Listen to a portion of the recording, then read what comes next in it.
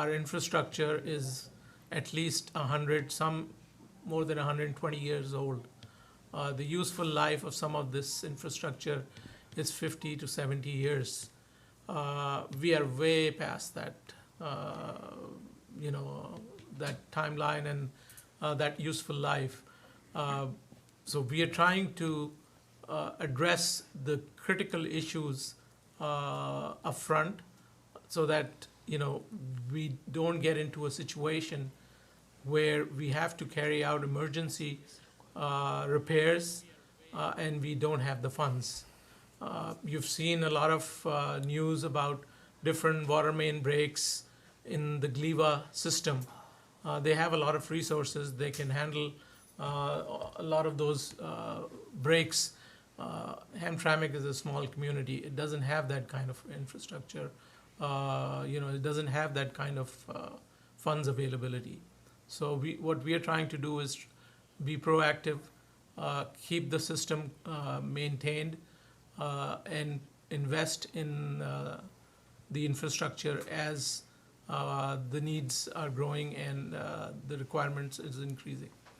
One of the key infrastructure requirements that we have is a replacement of lead service lines. We have a deadline from the state that this has to be completed by a certain time frame. It's like 2037. And we have more than 6,000 lead service lines. And we have replaced about 40% of them. Most of that replacement has been done, if not all of them, has been done through various grants. So we try to be very aggressive in trying to seek grants for some of these big projects. Just to give you an idea, one lead service line that goes from our main to the house, that change costs us around $10,000. And that lead service line replacement is generally the responsibility of the homeowner because it lies on their property. What we are trying to do is replace all those at the cost of the city. In a lot of communities, these lead service lines are responsibilities of the residents themselves. So just giving you an idea that, more than 6,400 lead service lines into, $10,000 per line, you're talking about $65 million just for that replacement cost. And most of it is being replaced through the grants. In addition to that, we have a lot of infrastructure in terms of water mains and sewer lines. And they need to be replaced. They also need to be maintained. We are trying to find the best and the cheapest possible way to do that so that we don't face any emergency or any catastrophic break in the system, because it takes a lot of money and a lot of time and effort to replace these water mains and sewer lines. People would ask how, if most of that money is coming from grants, how is that affecting the water bill? Not most. I was just talking about the lead service line. The lead service line. Right, but not all of the money, all of the projects that we are doing comes from the But I mean, you're talking grants. about that, so I'm Right. wondering how is that affecting the water? Because some of these grants also have a requirement for matching money from the city. So sometimes they would give you a 50% grant and they would ask the city to pay 50% of it. Sometimes that money is 75% grant and 25% city money. So that all comes from the water and sewer fund. All the money that we collect from the water and sewer fund is spent on water and sewer infrastructure in the city. None of that money is spent on general fund activity or anything else.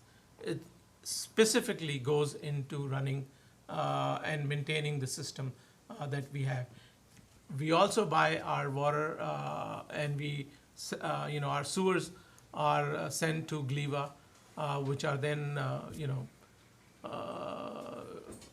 processed by them, and all of that costs money. GLEVA charges us a certain amount of fee. Their costs go up every year. And we buy the water, and our sewer goes to the GLEVA system. So they bill us regardless of whether we are correcting or not. In addition, we do have water losses because of various breaks in the system, or people not utilizing or using the water properly. So all of that has to come out from the system. So this was just a brief Okay. introduction. I think I'll now ask Anthony to start off with this presentation. Okay, so my name's Anthony Hatcham. Any of you who don't know me, I've been with the city for 11 years now. I'm the operator in charge, and I have a short presentation here. Basically just to show you what's underground, our infrastructure, some of the work we've been doing, and how bad some of our infrastructure is. So it's mostly pictures, this slideshow. So from pipes to people, this is the cost of our aging water and sewer system. You can go ahead, Sammy. So what's underground? So 2.2 square miles. We have approximately 43 miles of water main underground. About 6,200 service lines, mostly lead lines, as Amir was saying. It's on the top right. I'm sorry. We have 570 gate valves. That's the valves that we use to shut the main down when there's water main breaks and whatnot. About 43 miles of sewer main, equivalent 43 miles of storm. I'm sorry. It's up. It says present right there. There you go. Down at the bottom too, we can maximize the page. There we go. Thank you. All right, and yeah, 43 miles of sewer and 43 miles of storm mains, as well as 451 fire hydrants. Okay, so here's a picture of an old original wooden water main. That's how old this city is. People don't realize that our city is older than most other cities. A lot of people like to compare our water bills to other cities, and you really can't do that. Our water infrastructure is older than most cities in the state of Michigan. There's a prime example of a wooden water main that once existed in the city. How many do you think we still have? I don't know if we have any still. Okay. I don't think we do. Okay. Yeah, I mean, we might find one at some point, but we don't know of any. That one is guessed to date back to 1890. That's in the Hamtramck Museum if anybody would like to go see it. Okay, Sammy. So that's our gate valves. That's when we shut the water off. That's what's underground. We stick the large key down in the manhole, and that's how we turn the water on and off. That's a brand new gate valve. Looks to be in really good shape.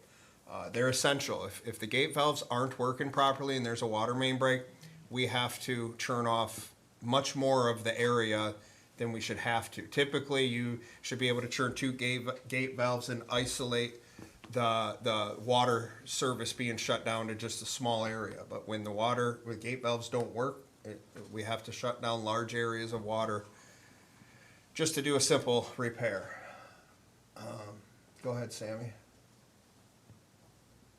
There's a picture of an old gate valve versus a new gate valve. That one on the left, that old gate valve, that came out right here at Doremus and Conant. I mean, not only the gate valve, but you can see how bad the main looks inside. How bad, that's what our water's coming through, which is more of a reason we need to replace our water mains as well as our gate valves. Okay, go ahead, Sammy. There it is again. That's the one we pulled out at Conant and Doremus. Okay. There's another one for you to see. I mean, just look at how terrible it looks. Okay, go ahead, Sammy. So these are some of the gate valves we have replaced. Pretty big projects. That one right there is a 24-inch butterfly valve. It's a Denton near Campo. That was an expensive project. I believe that project was almost $200,000 for that.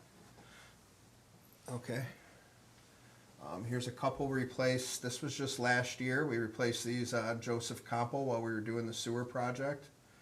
We had to reroute the water main around sewer relief. And that's them before they were buried and after. Okay, go ahead.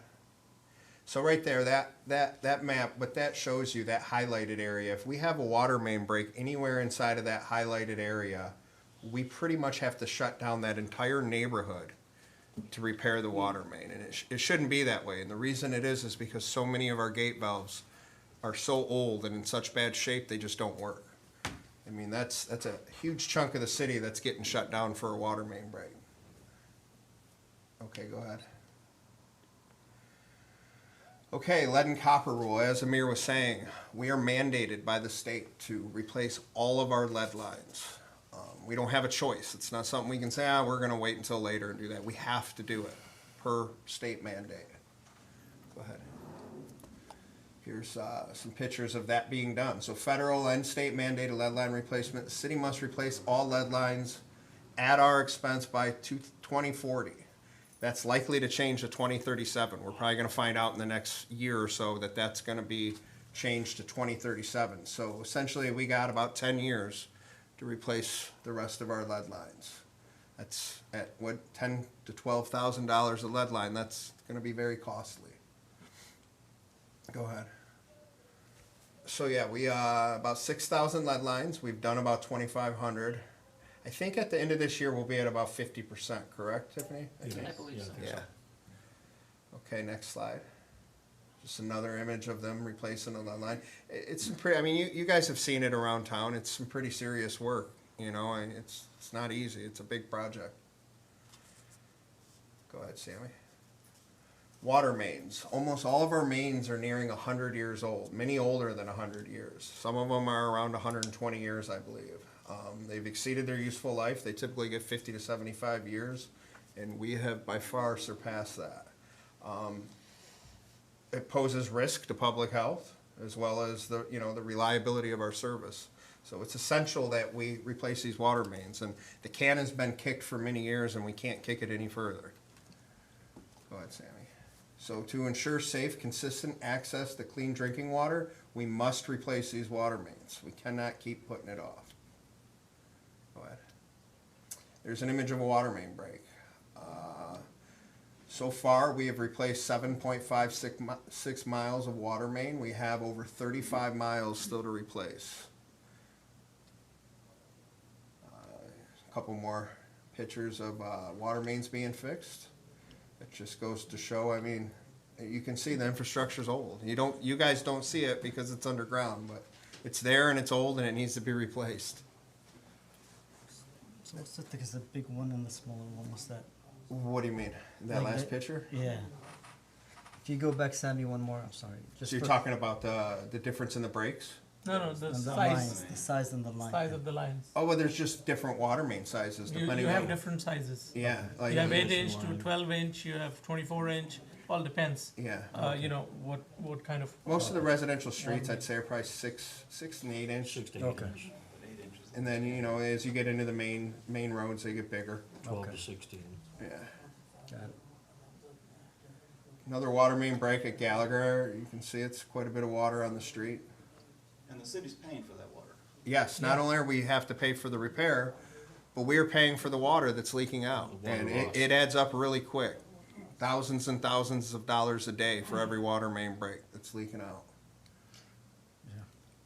Go ahead. This is over there on Campo again. That's where we had to reroute the water mains. It's a 16-inch and an 8-inch water main. That goes to show, Mr. Mayor, the two different sizes there. They run right next to each other, and we had to reroute them around where the sewer relief tank went. They're supplying different neighborhoods, right? Yep. Mhm. There's just another image of that from another view. Project costs. Projected cost. Projected cost to replace all water mains is $100 to $120 million. These are a couple more that we've done. This is just to show you we've been working. It's not like, the rates have gone up, and we've been doing a lot of work in the last, I'd say, like I said, I've been here 11 years. I'd say significantly in the last 6, 7, 8 years, we've done a lot of work with water mains and lead lines and whatnot. It's just another image of that's the new 12-inch main that went down Lumpkin, and it tied into the 24-inch main coming out of our meter pit. That's at Kniff and Gallagher. Again, new water main going in, replacing the old one. You can see how it's going under an old one over there. And it's tying into an old one. Oh, there's another one at Lumpkin and Holbrook. This was 2024. Go ahead. These were done last year. A couple water mains. What is that? Hewitt and Campo. Yeah. Sewers. So most of our sewers are believed to have been constructed in the 1920s. It's 100 years now. We have a combined system. It collects storm and sewage, and it all goes to the same pipes, where a lot of cities are separated. Not Hamtramck. It's so old that it's still old. It's a combined system. It's not capable of managing the current wet weather flows because it's a combined system. Every time it rains, you have all the rainwater going into the sewer as well as all of your normal sewage coming from your house. And that's what leads to basement backups, which we're trying to correct that with projects. We're trying to relieve that. And it's getting better, but we have a ways to go still. Go ahead, Sammy. So to help reduce the basement backups, the city has already completed Phase 1A and 1B of a relief sewer. The relief sewer Phase 2 still needs to be funded and completed. The total project cost is $87 to $102 million. Here's a picture. This is a really interesting picture. Not many people get to see this. This is the old egg-shaped brick sewer. This is in Joseph Campo. And this was part of that project that went on last year that had Campo shut down for so long. They had to suspend that into the air so it wouldn't collapse while they put the relief tank in there and connected it to it. And that was cheaper than replacing that main. Yeah.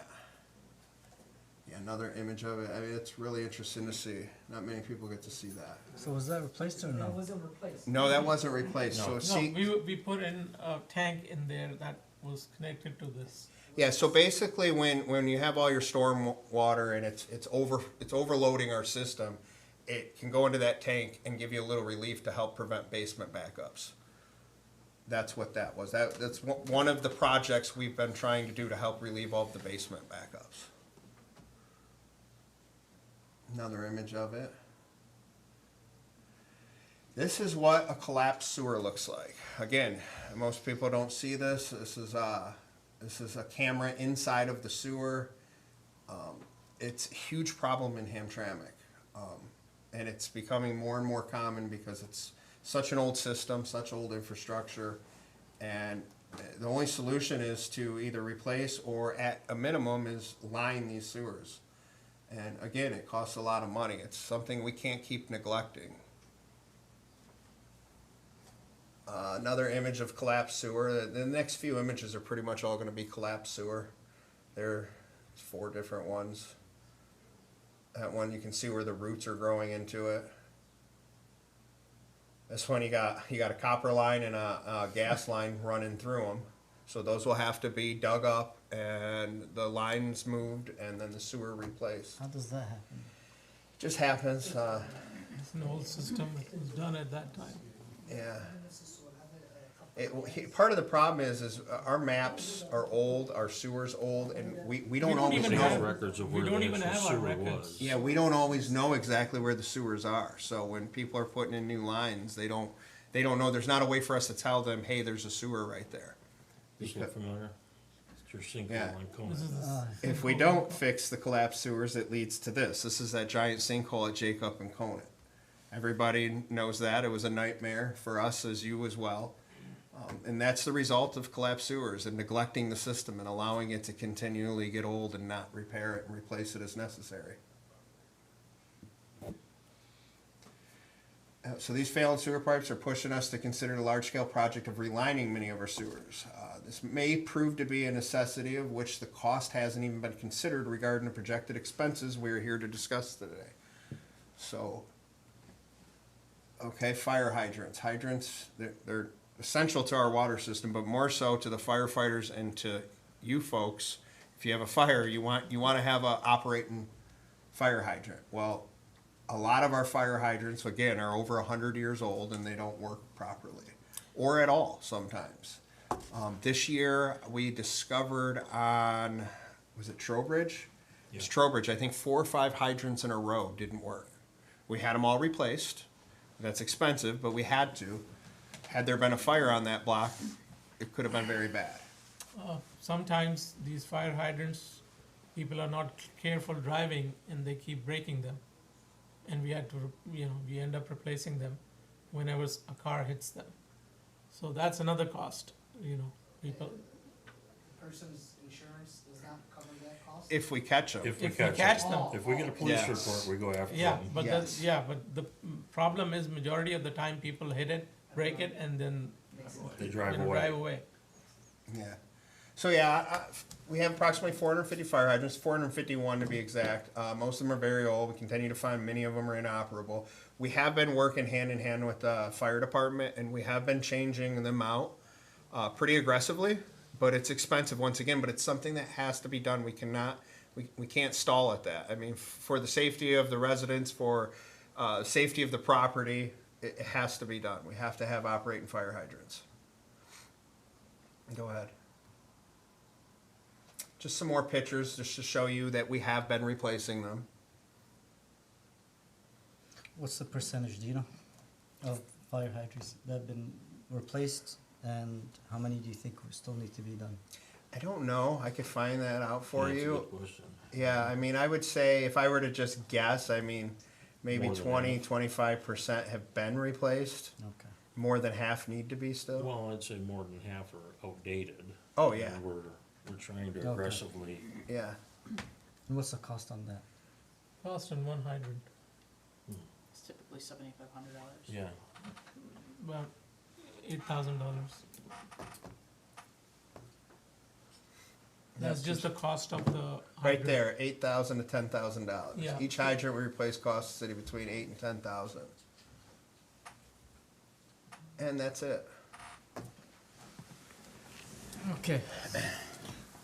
So that's, So basically, what I understand is that a lot of these changes and these projects, although they're done by grants, but if there's any repairs or some of it that the city has to come from the city. has to come from the city, and when it does come from the city, then it's added to the water. Yeah, it Yeah. affects the water and sewer rates, and that's how.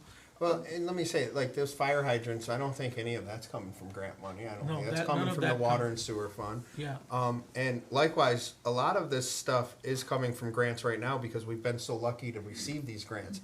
That grant money's drying up. It seems to be drying up. If that grant money goes away, we're still gonna have to replace all of this stuff, Like whether for- we're getting the free money or not. For example, the sinkhole on Conan that we had to fix, there was no grant money.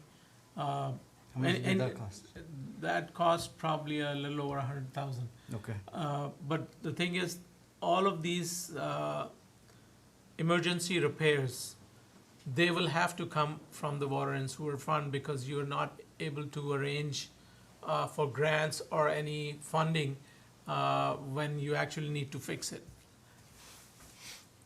Isn't Conant a county road and Wayne County is supposed to be responsible? No. For the repair? No, Wayne the County's only infrastructure- responsible for the road. They're only responsible for the road. The infrastructure below is our responsibility. Okay. And then when we have that break in the system, then we have to fix the road also. We have to Yes. restore their road back Yeah, to. we have to restore that road. Because the rumor that went around in the city is that the bill was sent to Wayne County after the repair, and we are waiting to be reimbursed. No. So No. that's- So, it's good that so, we I, mentioned it. yeah, I think where you're getting it from is we were unsure whose sewer that was initially. No, because, this is for the Conant.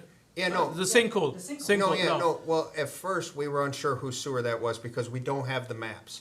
Oh. And with further investigation, we found out it was our sewer and we were responsible to fix it, and then we had to take the project over. Yeah, it is our bill. But in general, even if it's a county road, the infrastructure below belongs to the city. So if we have to fix the infrastructure below the county road, we have to fix it, and then we have to restore the road too. Okay, so some residents are asking, like, when is there a limit to how much projects the city does from the water and sewer funds? Where do we draw a limit to increasing the water bills? Okay, so I think what we try to do, we look at a few things. We look at what our infrastructure needs are. We look at how much money we can get, what needs are really immediate, and we have to address as we have no choice. Those are the ones that we budget in for the, when we are working out the water rates. The ones that we can delay, we delay to find either a grant or some state fund or something that, will fund those projects. Some of the projects that we need to do in the sewer, like the one that Anthony just mentioned, which will cost between 80 to $100 million, that's phase 2 of that project. We don't have the funds. We don't even have the funds in the water and sewer fund to fund that. So we'll just have to keep on waiting until we can find some grant from the government, either federal government or the state, to fund that project. And we will hope that the sewer itself will sustain while we find the funds. So what we try to do is, you have to replace these water mains. So we do budget a little bit of money every year for these in our fund, but those are small amounts. And then So how much are they? I think it's like $5 to $6 million that we try to budget, and then we have to budget for some emergency repairs for the sewer and water How much is that? infrastructure. That's about 600,000 or something like that. So how much do you budget? Our budget for the water and sewer fund is around 10 to 12 million. I think our next presentation, we'll talk a little bit about Oh, that. there's another presentation, okay. Yeah, so. So can we just have Yeah, that? so I'll ask John. John is our consultant. He works with a lot of communities in the GLEVA network. And he is here to tell us about how, generally the water rates are determined. And plus, he can give you an insight, because he works with so many communities, to tell us, how do we fare compared to the other communities in terms of water rate increases, plus in terms of, the grants that we are trying to get. Have we been denied by any federal or state grants when we applied for these Yes. grants? Yes. Is there the reasons why we are being denied? Is that something that you guys could share with us? Well, we do get denied sometimes. There are different programs for the state, drinking water, sewer relief funds, and some other funds. Tiffany can probably attest to that. The state has a very competitive, system where they look at every project that is submitted to the state from all the different communities. And, they give them a point system. And if you come up to that point, in the system, they will give you the money. The other thing the state also looks at is, whether you are, highly needed community. We fall in that category, so they will look at us more favorably. But another thing that the state does look at is that how much grant they have given us in the past, and then they will try to accommodate some other cities and maybe pass you. So we've had this experience last year when we did apply for one of the DWSRF funds, and that year we did not qualify. So we do get that. So this meeting today is basically for you guys to reiterate, basically what you guys have been saying for the last month or 2 months, asking for a grant. If there's, we have to vote for it, is that what I heard, right? What? We have to vote for you guys to say, yes, you can get the grant, get basically the money you guys need to start all these programs. Is that how it works? No. So you guys are waiting for our approval, or you guys can just say, okay, we'll do it, done? This is This is just, educational. this is just This to is- information, to tell you guys why, what the system is that we have to So we have no maintain. say. It's not a matter of whether you have a say or not. If a water main breaks, it doesn't matter what It is a what you say want to because say. We're the one paying the price. So you're telling me we're doing all this, and at the end, you guys still gonna go with what you guys want? No, we don't want anything. This me.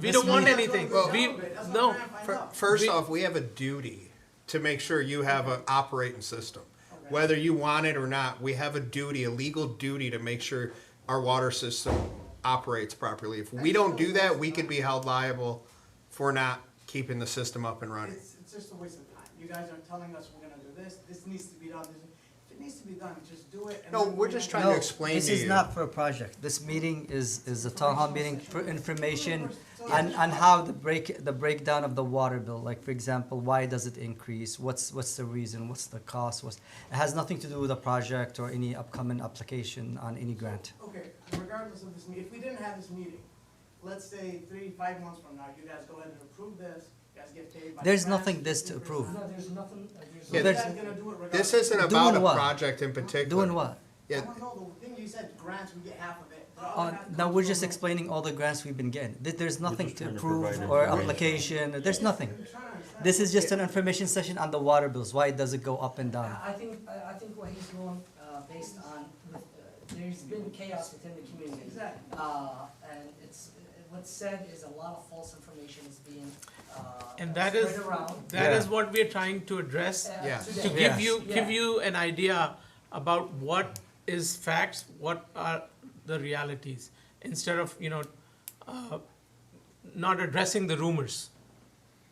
What the money's actually being spent on. So I'll just hand over to John, let and him go through his presentation. I just want to mention one more thing. It's the reason for this meeting is to provide information on why our water bills are high. What's causing it. And based on my understanding is that we're an old city, unfortunately. These sewer lines, water lines, lead water lines, they're all been neglected for decades, for over 100 some years. 50 plus So- years. 50 years. It It could have been done before. before. Yes, so it could have been done by previous, administrations. Like, I'm not to blame anything. I don't know how their situation was financially, but these could have been started 40, 50 years ago. These issues been resolved. Mr. Hashem, it's Mr. Hashem, correct? yes. When did we start the mandatory repairs? For the lead lines, that was 2018 is when that law went into effect, or that mandate went into effect. So we started in 2018. 2019 About 8 is when we years ago. started. So it's about 40% as of today. Yep. Yeah. We're actually doing really good. Compared to most other cities, we're doing really good. I think we should be done in 10 years. Well, we're gonna have to be, according to the new change, we're gonna have to be. Based on how we're going, Yeah, hopefully. hopefully soon. Well, again, it'll depend on availability of funds also. Yeah, if the grant money You know, goes away, then are we Yeah, gonna be able then to it'll be afford very it? difficult to complete it in 10 years. So the grant money that we have, do we know how much we still have and how long? it No, will we still last? apply every year, Yeah, and we get it, and as we get the money, then we No, yeah, work on the 'cause you guys projects. mentioned- And the reason why I'm asking is to clarify Sure. these questions. You guys mentioned that there is a grant that is about to finish. Or did I misunderstand? No, there are grants that are constantly coming, and there are grants that we are applying for, there are grants that are already finished. So we've used, it's not a big chunk. Yeah, yeah. Every year we get a few little bit, $1 million, yeah. and then we use those to, like, right now, we have an approval for about $5.6 million for a project for lead service lines, out of which 50% will be the state will give us money, and we have to pay 50% of it. So, that will cover, how many? 500-600 lines? It's about 560 lines. Yeah, around 560 lines. So, we keep applying for grants, and as we get the money, we do these projects. I don't know if the city publishes all the grants that we do receive. A lot of community members, they would like to know from 2019 or 18 when it was mandatory to start changing the lead lines. How much funds have we received in grants? And. I think John is I mean, presenting. 32 million. So, Hold on, hold on. Was it? 32 million. 32 million, so, again, there is emergency, break, lines that break, and we spend, I mean, it's more expensive to fix them when they break Yep. than to fix them, at the necessary time. So it makes sense when the number of expenses goes up at certain points, like Conant, the sinkhole. Yeah. However, if we receive 32 million, and we need up to between 87 to 102 million dollars, so I think the community will feel a lot better understanding the funds that they are receiving from the state, the percentages that the state is paying, how much the residents are paying, and the big question comes in, after all the work is being done, all the lead lines are being repaired, have been repaired by 2037, will the water cost go down for the residents at that time? I know we can't look into the future, but, Oh, that's a good question. you know, do we imagine that after Okay, all these so, repairs? so let me answer that question. Depending on how much grants we are getting, the water rates go up and down accordingly. Once we have replaced all the lead service lines, then that part of the infrastructure need will be eliminated. You know, so we won't need to spend any money on replacing these lines. Would residents see a lower water bill? Yes, it will lower the water bills, but again, a lot of the lead service lines that we have replaced have been done with the majority of the money being grants, so the rates did not go up as much as they could have gone up if we hadn't received those grants. So the reason why the prices of water is going up now, and this is towards the community, it's not based on the new administration. No, It's based on The need of the lack city. funding that we are not receiving from the state and federal level. So, again. Not necessarily the it's lack of funding. mandatory- It's an obligation for the city, for public It's- health safety that. we are. It's not just, I'm sorry, it's not just the lack of funding that we're getting, it's also the situation that we have, that we're in. A The lack needs of of action the city. from previous people. No, and the needs of the city, you have to do certain projects. And for example, what about that project on, where we have to bypass, and we got approval last year that we're working on? Trowbridge? Trowbridge, yeah. So Trowbridge is, Tiffany, maybe you can tell a bit about So that. Trowbridge is, right now, there's a sewer that actually runs underneath a home. So we found that out, that it needs to be bulkheaded, you know, and We, filled, we so need to, we you can know, s- reroute that whole sewer system. Yeah. You know, so that's going to cost almost $2.5 million. That's going to come from the water and sewer fund. We don't have grants for that, but it needs to be done because if the sewer collapses, that whole house and, you know, all the houses will come down. Mr. Amir, it's Mr. Amir, correct? Yeah. Are you in charge of the grant, applications? He's our financial, We, senior financial there advisor. are different departments that apply for the grants, Okay. you know, so Is there any way that the administration could find a way to provide the residents with a breakdown of all We can do the that. $32 million grants that we received? Yeah. I know it'll be hard, I mean, to show every 45.8 single for bill, sewer and water. but yes, we We're about received $32 million, 35 for X water amount of years. with the 10 and. This is how much we spent, this is. And I agree. So- I think there's, because of the amount of misinformation that we're getting online, it's better to just have some document that is simplified, that explains how much grants we're getting, how much the city's spending. We can And, do that, by, you know, just to flag this, because this was explained very well, I think, in one of the presentations by Hennessy. That was maybe 3 weeks, or. That- Yeah, you mean- So what was explained during that presentation was just SRF money. So to date, Yeah. for water and sewer fund, the city has received over $45.8 million in grant funding, with about 35 million of that coming for water mains and approximately 10 million or just under 10 million for sewer work. So, and this has been since 2021. So we're working aggressively between the city and Tennessee to find as many grants as possible, continue applying for them, and seeing what the city is approved for. But So I think, yeah, so what you were talking about is that previous application that we submitted recently.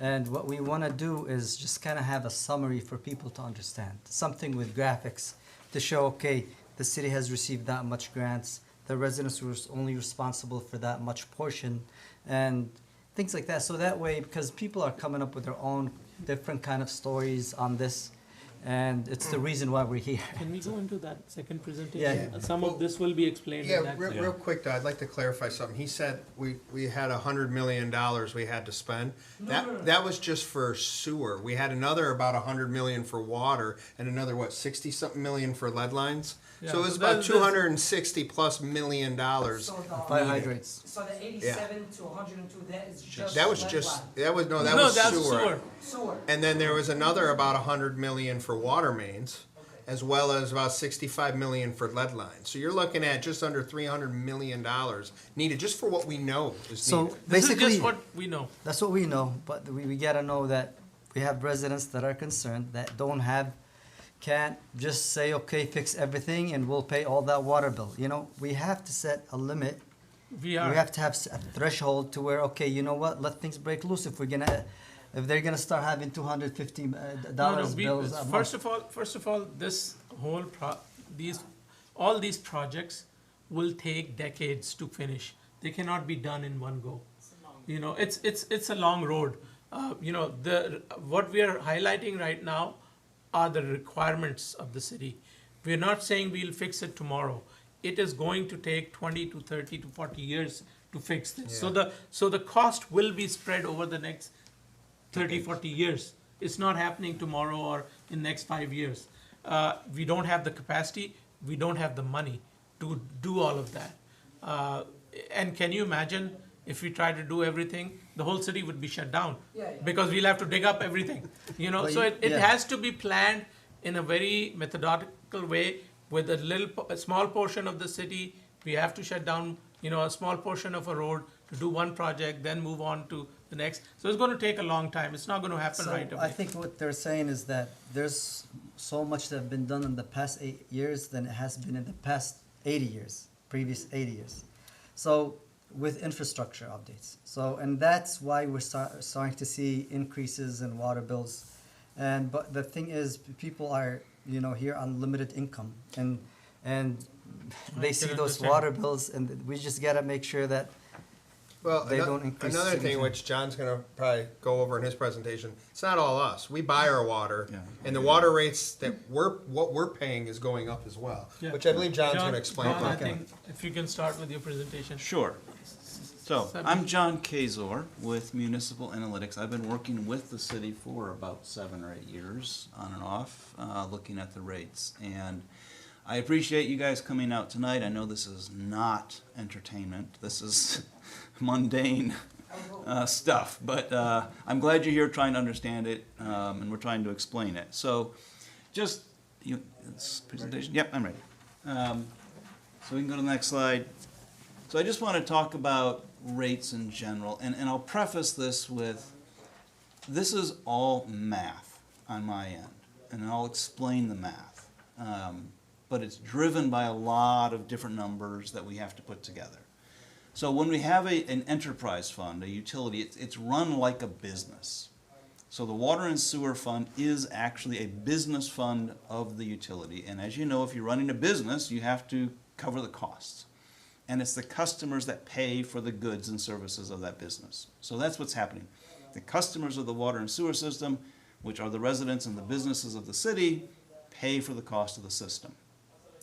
As the mayor pointed out, the revenues, any income coming in only goes to pay for water and sewer. This is not used for anything else. So it's really focused on getting the water and sewer bills paid and addressing the infrastructure needs that have to happen. Also, the city does have a fiduciary or legal responsibility to maintain this fund and the utilities in a safe manner so that people are guaranteed safe drinking water and sewage that actually flows away from your home and doesn't come back up into your basement. Those are critical public health issues that are served by the Water and Sewer Fund. And to pay for all that, it costs money. So we'll talk about that a little bit more. Go to the next slide.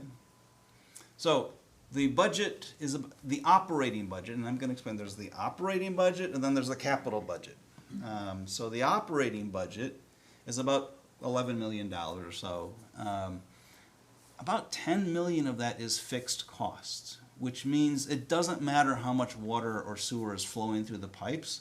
Those are costs that are there. They have to be paid. And to explain how that works, the Great Lakes Water Authority, or GLEWA, 100% of the sewer charge to the city is fixed. It's based on metered flows of sewage over many, many, many years. They measure the water as other communities come into the city. They measure how much water is passing into the pipes that run through the city. And then they have another meter at the other end of the city that measure how much water goes out. So the difference between those two, the math, you subtract what went out from what came in, that's the city's flow. And as Anthony said, that is all of your wastewater from your businesses, from your sinks and toilets, your homes, and all the rainwater. You do not have a separate system. So all that water is getting sent down to Detroit to be treated and discharged. And that's an expensive process. GLEWA, about 12 years ago, switched to this 100% fixed cost for wastewater. They know Let how me- much water is coming in, let and they me just interject. spread the costs. Right now and explain to you, Great Lakes Water Authority used to be Detroit system. Yes. And then it was separated from Detroit and it became an authority on its own. It became a, utility authority. So they took over the entire Detroit system. They became their own company. Right, so they took over all the assets of the Detroit system and they became an authority, and they would sell now the water to everybody else and treat the sewers for everybody else. But in this process, what they did was that they give Detroit a discount, if you want to call it, to because they took over their assets, they're giving them a discount. So rates in Detroit are cheaper because of that compared to the other communities, because they're using Detroit's infrastructure. Okay, so that is something, people talk about saying, oh, why is Detroit rates lower than mine? Why is my rate so much more? That is why it's so much more. Since we're talking about rates, John, and maybe Hashim, you're into this as well. If you guys fix a certain area within the city, like that highlighted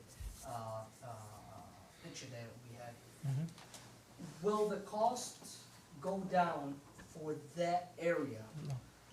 So no. No, so it's a full system. It's a full system. Okay. So the cost of the Water system, bill costs will, since their sewer lines No. or their lead lines are updated, no. No. So this project, everyone will feel somewhat of a relief when it's all. right, and again, it's Yes. all connected, especially They're all on the water connected, side. so it doesn't really matter. Okay. So let me just go on. You want to continue with? Yes, Yeah. yes.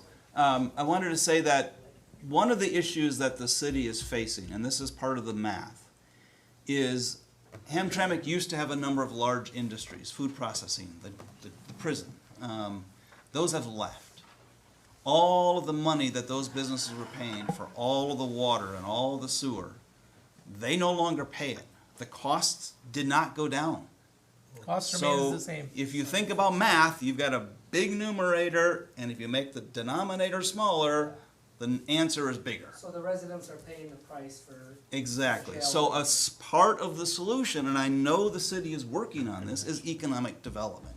You bring more industry and businesses into town who will use more water and share those costs. That's part of what's going on here. So that's going to be part of the strategy. Mayor, you mentioned a great point about most of the residents here in the city of Hamtramck are considered low income.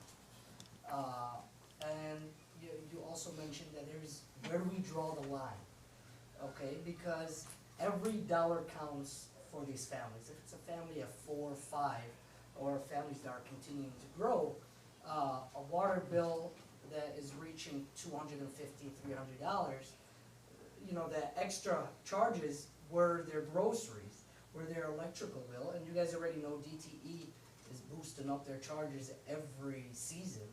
So, you know, it's a very good question. Where do we draw the line to survive, you know, are residents able to survive the next month? It's a public health concern. Will people be able to afford groceries, you know, in September? Because the rates of water might go up for X amount of reasons. And John, I think the start of your presentation answered a lot of questions that a lot of residents have. So, I mean, where do we draw the line? Hopefully, we get an answer. I know not from you guys today, but we get an answer and a solution. Yeah, I think a lot of, we have to understand why the costs are going up. One of the major reasons the costs are going up are gas prices have gone up. And when they go up, everything is affected. All your grocery costs are going up, your communication costs are going up. Every day, all the costs are going up. All the infrastructure costs, if they had been done 20, 30 years ago, it would have been a much lower cost. As the time passes, that cost keeps on growing. Salary costs go up, you know, contractors' costs go up.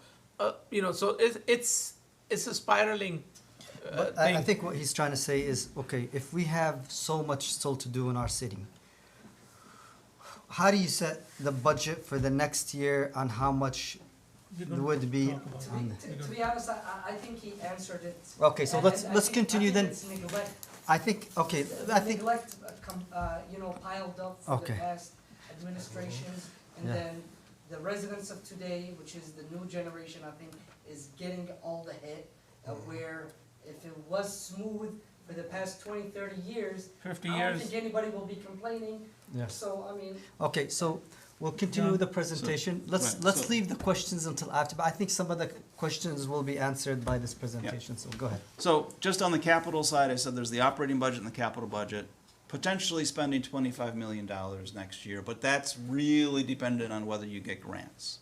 The city is not going to do a project where they think they can get grant money without We the don't grant have money. the resources. So if there's a project that says we really should get this done and we've applied for a grant and we don't get it, it's likely gonna be held off for another year and apply again. So there's an effort to constantly try and get that money, and it's grants and it's congressional appropriations, it's all the resources that they can find to help cover these costs and take the burden off the customers. So about 8 million right now is expected to be paid directly by customers. 8 million in grants, this is what we've got in our rate model, assuming that would come through. And then the rest would be borrowed and paid back by many, generations into the future. Those loans are 20 to 30 to 40 years. So we spread the cost over a longer time. Because we have such a large need and is expected to go on for decades, we try to not keep borrowing a lot every year, because then more and more of your cost is just the interest payment on the debt. So it's a balancing act. We're constantly looking at how do we shift money around to keep the rates somewhat reasonable while also taking on this massive obligation to invest in the system. So we can go to the next And slide. we are lucky that, a lot of our loans are granted by the state, so they gave us, a very low interest rate, so 1 to 2%. So it's better than, going out and getting money through banks. And if, God forbid, we have to do a project where we don't have the resources and we have to go out and get commercial loan, that's going to be really expensive to do. Right, so a typical market bond is somewhere around 4.3% interest right now. So the fact that you're getting 1.82 or something from the state, or 2%, is really good. And inflation is more than that, so it's actually you're benefiting. They're paying you in a way. So let's just talk about the other costs, the GLEWA costs. GLEWA costs for a number of years, when GLEWA became the authority that ran the system, They made a promise that for, I don't remember how many years, they would not raise rates more than 4%. That time has ended, and now rates are going up, just in time for everything else to go up. So from pre-COVID until now, the cost of materials has doubled in a lot of cases, tripled in some cases, quadrupled in some cases. And because every community in the country is under this lead service mandate, under the same time frame, all of those supplies and all of the expertise are in high demand right now, and we know from economics, demand increases, price increases. So it's a very unfortunate and costly time. All of these things are converging at once, and that is the struggle. So the city, and I've sat through I don't know how many meetings over the years, struggling with how can we manage this in a way that doesn't overburden the customers. Acknowledging that the customer is already overburdened. We can't go with a 20% increase. Like, my model says you should be having a 20% increase.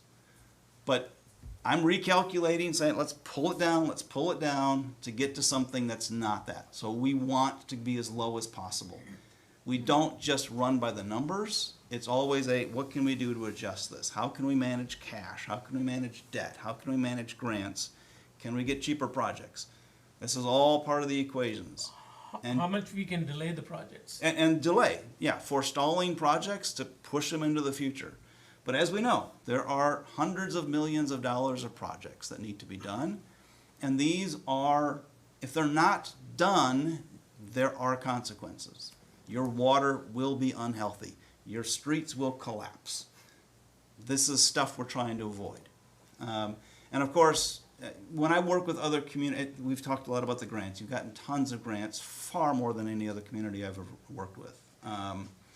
So kudos to the team for doing that. What I am seeing across the country and with the communities that I work with in Michigan, most of the infrastructure that was put in relatively newer cities back in the 70s and 80s, that infrastructure was paid for with grants. The federal government was just handing out money to build public utility systems. So for decades, people haven't been paying the actual cost because the capital cost was largely free. So they've just been paying operating costs. There are some of my clients who have been investing in capital because they knew they needed to be doing that. And their rates are going up 4 or 5%. There are others, I'm going to council presentations and saying 150% increase, 80% increase, 25% increase for the next 3 years, every year. These are real numbers that have to be put out there to generate the revenue needed. We're trying desperately to avoid any of that here, and I think the city's been doing a good job, but it's still very burdensome. We acknowledge that. But again, across the country, a lot of this infrastructure was put in at the same time. It's all failing at the same time. So, and the government is not giving out money like they did 50, 60, 70 years ago. So now we're stuck paying for it ourselves out of our pockets. All right, go to the next question, or the next slide. So over the next 5 years, we're looking at about $65 million in the model again. We're planning for about $65 million for each water and sewer, so $130 million. We are assuming about 18 to 20 of that would be paid for directly by customers. So that's over the next 5 years. And again, if numbers don't work out, that won't happen. But this is what we're trying to put in the model to see if we can make it happen. Is that a part of the 20% model that you're talking about? Yes, but again, we're not doing that. So we're trying to scale it back. And your operating costs, that's just the internal costs for the city, your salaries, your benefits, your supplies, all of that that you're paying for is going up about 5% a year just because of inflation. We have to maintain those things. Go to the next slide. So the city is doing a lot to keep costs down and to keep rates down. Believe it or not. I know from your perspective it's difficult to believe, but trust me, I work with dozens of communities and I know how hard Hamtramck is trying.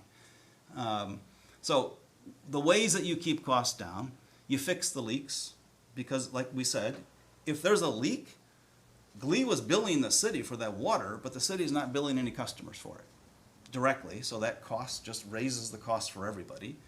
Fixing those, and on the sewer side, fixing any potential leaks there, so there's no loss of roads, erosion, and sinkholes and whatnot. Lining, as Anthony mentioned, is a much cheaper alternative than excavating. So lining is they'll just drop it's like a big rubber something. They slide it in there, and it's got cement in it, and then they heat it, and it activates, and it cures it's solid.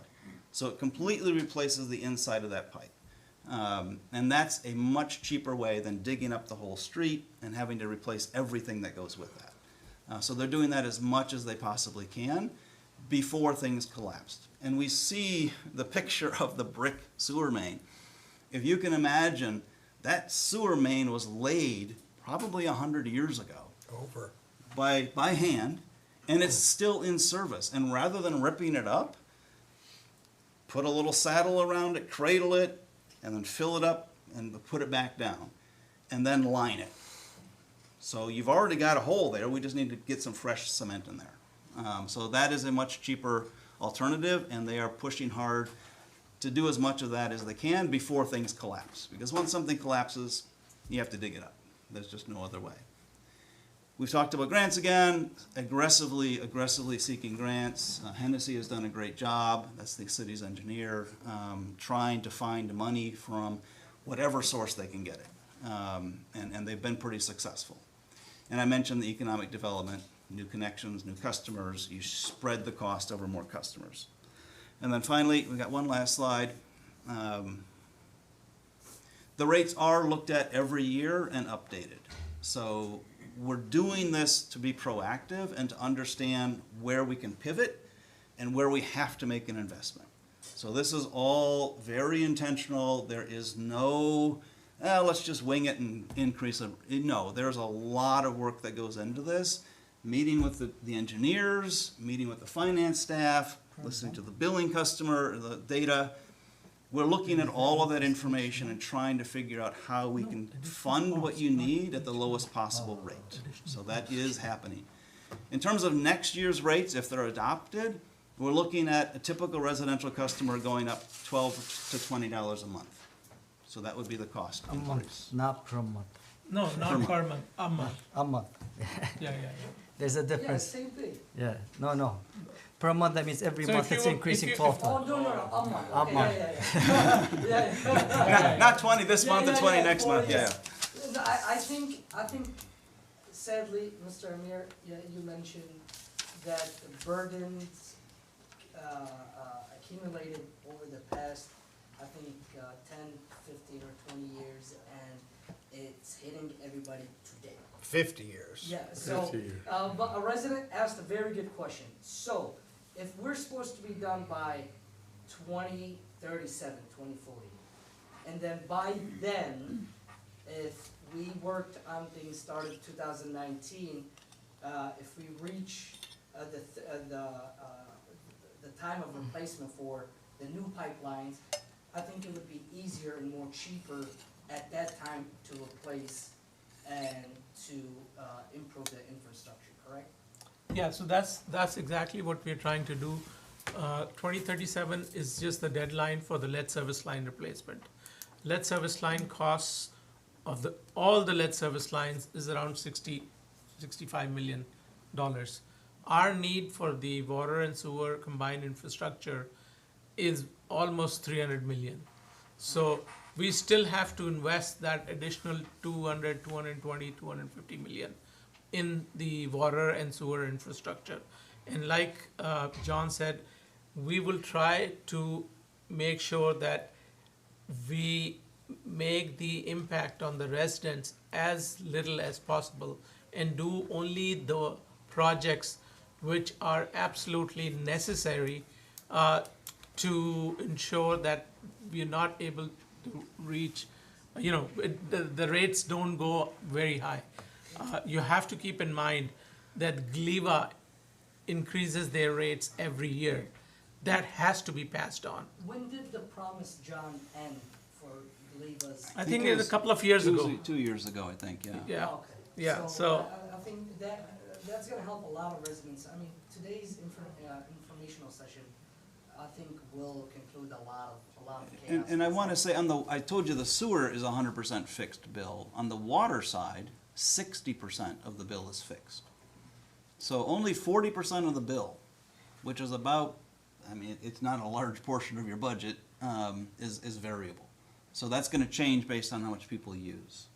so, but the thing is that, you know, we are trying our level best to ensure that the rates do not go exorbitantly high. Like John was saying, some communities are looking at 150% for next 3 years, every year. You know, we're not looking at that. We are trying to just do bare minimum so that, you know, it doesn't create a lot of, you know, burden on the residents. Go ahead, Sure. Omar. So, I'm frustrated, to be honest with you, because I'm not looking out for me. I got work, I can afford everything, I can do that. But it's for my kids. You know, I mean, they're not as street, you know what I mean, like we are. It's harder for them. Everything, the way they grew up, everything, it's easy because they live with us, it's fun. But as soon as they move out, then they see the real world. You know what I mean? I feel bad for them. You know, I see my dad passed away a year ago, like, and when he passed away, that's when everything fell on me. Allah. I felt it. No, it's not easy. Then you see kids, they have to live with it. I mean, you have to, I understand it's not you guys, yeah, we can't blame anybody, honestly, because the whole world's falling apart, right? That's the thing that I feel bad, but, like, man. We need there's a lot. grants, we need money to. Just work harder to Yeah. get grants, especially, We I know you need guys grants. applied, like, I understand. But like, another thing I wanted to talk to you guys about, I know you guys have some type of water help bill, whatever that is, I don't remember asking about it, but I know you guys have it. City of Detroit, I know for a fact, has helped thousands of dollars for one person here and there. How come they can do it and the city of Hamtramck cannot? That's a point blank question, because it did happen, and I did see it. City of Detroit, my brother lives in Detroit. It's Wayne County. And he got a bill over COVID, you know, COVID, they didn't charge him for years. And all of a sudden, it got up to like almost $3,000. He got a bill, it shut off, he went, somehow he applied on a program, it's HEAP, I think, or something like that, where they pay. Yeah, we have that. We have a program here too. You guys. Yeah. The whole thing. There's, yeah. You can apply if you're low income. You can get the whole bill taken care of. But you only have 2 months or something, because you gotta close it when it gets to a certain number. But I'm saying they got. Not 2 matched months, 3%. a whole year. So we Yeah, got- I think I can talk to that. My name's Dave. I'm with the billing portion of the department. There is a program called WRAP, which is the Water Residential Assistance Program, which is administered by the Department of Health and Human Services. They have been a little bit inconsistent with their funding, and right now they've been sparse, so it's been very frustrating. There was a period of time where we had hundreds of people in the program, and they were consistently giving money every month, and then it's sort of dried up. So it's funny, because I have a call into them right now to determine where we are with some funding, because, yeah, I know a lot of people could use the help, and we try to give them the help. But yeah, they've been short of funds. So how many do we have right now? Yeah, give me one. I'm sorry. Yeah, how many do we have in the program right now? Do you know? I don't have an exact number. I Okay. can find that out. So is that the similar kind of program that he's referring to with Wayne Yes. County? I imagine it is, Okay, yeah. so, okay. I'm sorry, your question. Yeah, what Hi, role Em. does the state play in helping to mitigate some of these costs? What role does the state of Michigan play, if at all? The state has different programs for which we apply with different projects, and they give us grants or loans to carry out these projects. So the state will help with some capital projects, replacing pipes and things. But they don't- They don't pay for the For cities. operating cost. Right, the operating costs are not covered. And, Omar, about your dad, Allah yarhameh, you know, and I understand your frustration, you know. You're not the only one that came to me. There's a whole, every day you know, people come up to me and say the water bill is ridiculous, you know. And it's the reason why we're here. to explain why we're in this situation. A lot of it is out of our hand, you know? And some of it we probably can see how we can help, you know? And we're doing our best, you know? Will the city turn off water for people that are enrolled?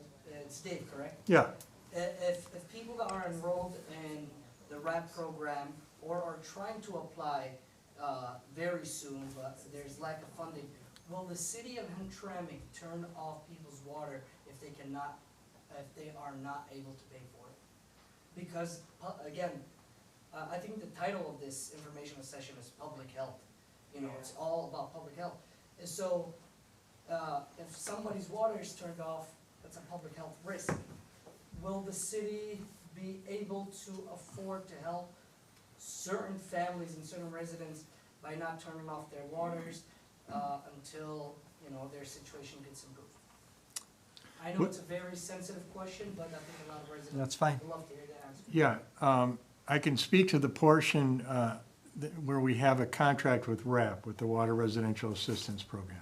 And our contract with them, we agree not to turn anybody off if they are in the program. If they are enrolled in the program, then we don't turn their water off. And how about if someone, because of lack of funding, if I want to apply today and my water bill, let's say, is $1,500, Right. and I'm not able to afford it, 15. will I be able to, will the city work with me to where I don't get my water turned off because I have 5 to 6 kids? We offer a payment plan, but you have to get on that payment plan before you're shut off for non-payment. Once you're shut off for non-payment, our policy is you can't get on a payment plan. So if anybody is in need of help and getting on a payment plan, please come do that before you get shut off for non-payment. Right. Okay, and my final question is, again, with the water bill, one new change that people are starting to see is ready-to-serve charge for water, ready-to-serve charge sewer. What is that? Yeah, that's a good question. That's been there for some time. Years ago, the city only billed 2 separate billing items. They billed water and they billed sewer. But included in those rates were essentially fixed costs and variable costs. They just weren't highlighted. They weren't broken out so that you could see them. So what's These up? charges have always been happening? Yes. Yes. Now you Yeah. guys separated them? Correct. into So different that you, categories? right. Yeah. Right. And the ready to serve is just a fixed portion of the bill. Like I said, a lot of this cost of the system are fixed. The bill, your bill's fixed charges do not cover the fixed cost of the system. So the fixed cost is from Great Lakes? So Is the- that- the From 9 Great Lakes, from debt service, from capital, from many So- things. So the ready-to-serve goes into that 9.8 fixed cost? Correct. Yes. Yes, Okay, okay. Yes, go ahead. right. Yeah, thank you for having this. I think some really important questions have come up. I heard y'all talking about the infrastructure and how y'all are putting things in place. What I'm curious about is this infrastructure, to his point that he made earlier about our children, I have 2 boys, is it something that is patchwork or is it long-standing? Like, how long will this last? Is it something that is going to be sustainable? Or is it something that in another 10, 20 years, we got 15, 16, $2,000 water bills because we didn't really do the Yeah, job? the more we No, do, no, ne- $65 million for a job Yeah, is a lot of money. let- So I just wanna make yeah, sure let me- that let- we're doing that let me, correctly the first time. yeah, let me explain this. Yeah. The lead I'm service just trying line, to finish right, before we right. start talking over. The lead service line is a one-time replacement. Okay, Okay, so once we are done with that, hopefully we won't need another replacement. okay. But the projects that we plan and do are permanent. Okay, So they are part of an overall plan that we execute. Projects that are done in an emergency are patchworks, okay. just to keep the system running until we can fix it in a long-term plan. Okay, So generally, we try to do projects based on a particular plan. And those investments are long-term. But you have to understand, all this physical infrastructure have a life. So, if something is put in the system, it has a certain life. So for example, these valves, they have a life of, let's say, 10 years, 15 years, we have to keep replacing them every 10, 15 years. I mean the overall sustainability Right, of the so the project. I bigger, don't mean bigger maintenance. projects, bigger money is long-term. Okay. So if we invest something right now in a water main replacement or a sewer project, it's going to be for next 50, 70 years. Okay. It's not gonna be next 10 years, we'll need that money again. Okay, and then my follow-up question to that is there a place where residents, concerned citizens can go and see the plan? And if they just wanna be informed and understand how it works? These plans are constantly updated every year, so they're not a static plan. Okay, So they are a dynamic plan, and they get updated as we do new projects, as new requirements are highlighted, as new concerns are highlighted. So it's not something that we say, okay, this is a plan, it's good for next 20 years. No, we do make those plans, but then we constantly revise them. Is it something we Is that can, yes or no? yeah, it's, no, Is it public? Is it's it- not If you- Public information. I think you would have to request it. I don't know if the I city's don't know. published those, but. So I think it's one of the I things, don't know, I good have to points. figure out. So it's one of the things that we probably Or need maybe to like a post. land use? Maybe I a would land think a use lot of page. them would be in board docs, no? Yeah. So, right, Yeah, I would say a lot of them are probably in board docs, as we take plans to council to get approved. Gotcha. They're in board docs and you could access Maybe that at a any landing time. page that's more user friendly. Yeah. I think board docs are cool, you know. I Sure, understand how sure, it fair works. enough. Yeah, but I think there's something, you know, for a family who may be multilingual or someone who is trying to just quickly understand where they at in the process. If my street is tore down, maybe I wanna know how long it's gonna take. So just curious if No, there's that's a like good, that's a landing good page. question, good Yeah. point, it's something Yeah. we'll make sure we post online, Thank but thank you. Okay, I'm sorry, one last time. sure, go, no, you can ask as many questions. I don't know, but I was gonna say it was Cindy. Dave. Dave, I yeah, didn't wanna say Dan or. that's all right. So, for the rap program. Yes. You've done, you said hundreds. What's the highest income you've gotten that got approved by this program? That's a good question. I don't have that number. It's really based on need, so when you apply, you have to demonstrate that you're a person who really needs assistance. So they probably want documentation, I would assume they You want. don't know the income range in some bracket, like when you apply for Medicaid, they give you an income bracket. Yeah, I don't have that because RAP has that. RAP's the one that decides that. They so. probably update that every year, so, you Yeah. know, it's not, Must be below 200% of the federal poverty guidelines, whatever that is. Okay, yeah. And I think the other thing that we haven't really touched on in all of this is, as you're hearing, a lot of the funding is drying up that has supported these programs. I think it's important to talk to your elected officials and let them know how critical that funding is for the community, for public health. So, yeah, don't let them get away without calling them and emailing them and calling them. Yeah, let's not have. And I'm not saying city council, these are not the guys with the money. As an advice to the mayor and the city council members, let's not do the same mistake that has happened in the past administrations for the past 20 years, to where it's been neglected and they have not collaborated with state reps to improve our fundings. So, please make sure, Mr. Mayor, you and your council members do collaborate. So we did talk to the state rep, our current state rep, and we were working on that. And There's also the ones running. the ones running one behind you, Ebony. Hi, welcome to Hamtramck. And you can, she's right. Okay, you can go ahead, Ebony. Yeah. Sure, hi, everyone. My name is Ebony Taylor, and I'm running for State Senate District 3, which includes Hamtramck. And Stephanie Chang, Senator Stephanie Chang is the current state senator. Tanya Myers Phillips is the current state rep. And so we'd love to earn you all's vote for the very issue we're talking about right now, which is water and sustainability and affordability. Right, and so public health, I'm getting feedback from the audience here. And so those are the things that I'm lifting up at the forefront of my campaign. As a working mom, I care about what we're talking about right now. As someone who has a water bill That's, close to $1,600. Myself and had to enter into a water payment plan with GleeWise. So I am absolutely right here with you and wanna learn more and stay in communication.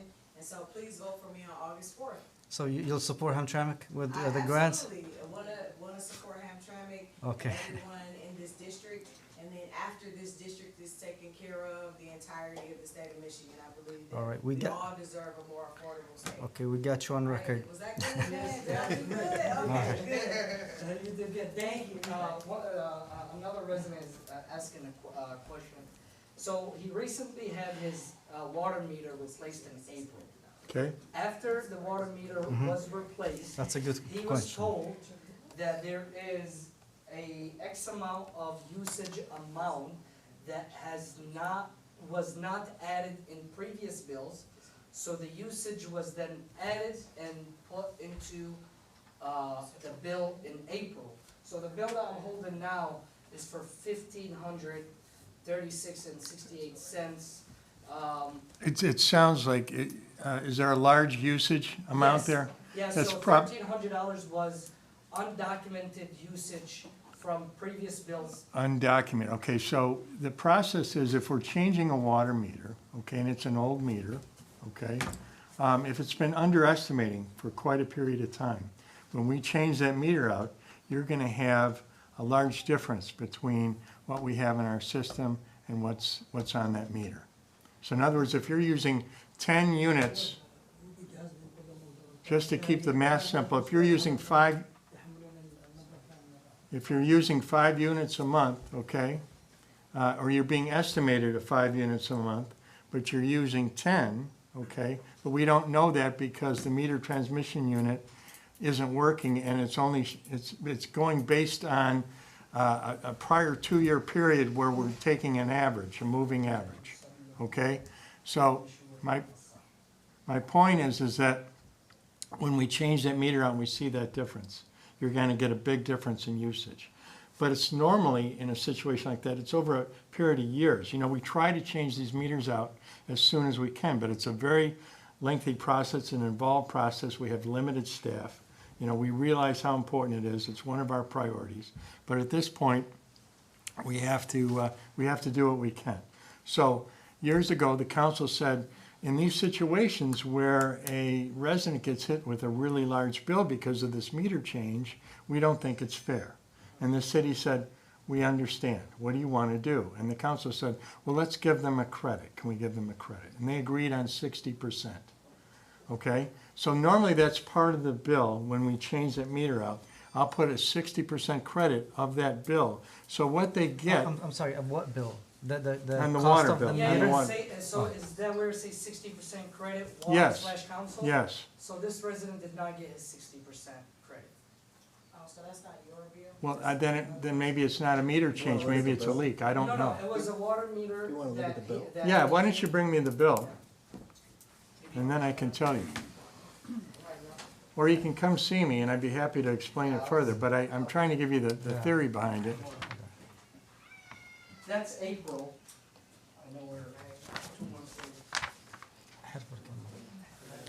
All right, Tomorrow maybe you can stop by the office. yeah, I'd be happy to deal with this tomorrow.